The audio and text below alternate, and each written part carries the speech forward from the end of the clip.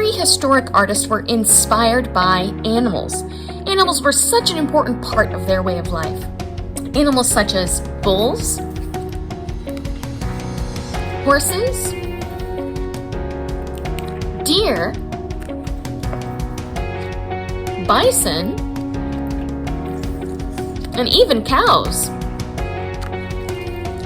This last picture is inside of the caves of Lascaux, France. You can see how small this man looks compared to this huge cave. And all of these artworks are up on the ceiling of the cave. Some of those artworks are 15 feet long. To get started on our project, we first need to pick a prehistoric animal to be inspired by.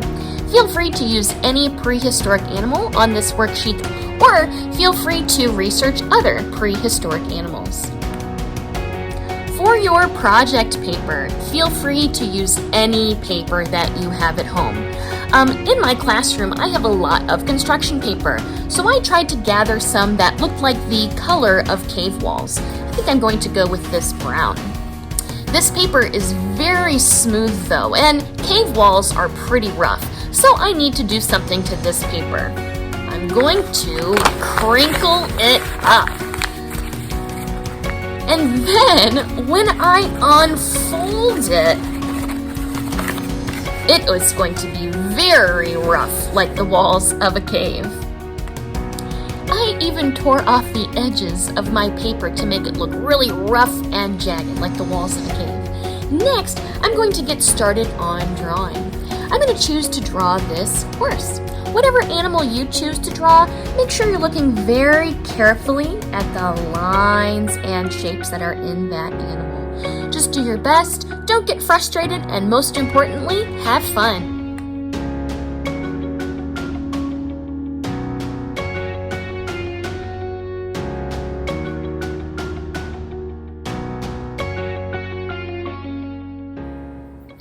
I am done with the pencil outline of my animal, but it is very difficult to see. So I am going to go over my pencil lines with something darker to make it really stand out.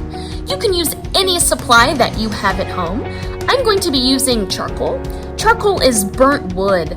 Prehistoric artists would sometimes use the leftover wood from their fires to scrape against the cave walls. They could have even used ashes or rocks.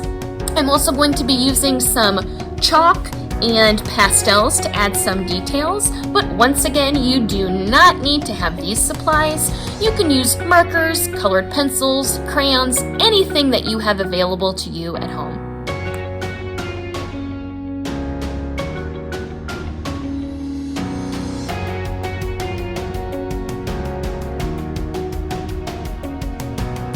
To finish my project, I'm going to add a little color with some paint, and then I'm going to add my signature. I'm going to be using a Q-tip to paint. You can use a brush at home if you have it. Q-tips are pretty easy though, because as soon as you paint with them, you can just throw them away and you don't have to clean them. But once again, use any supplies that you have available to you at home.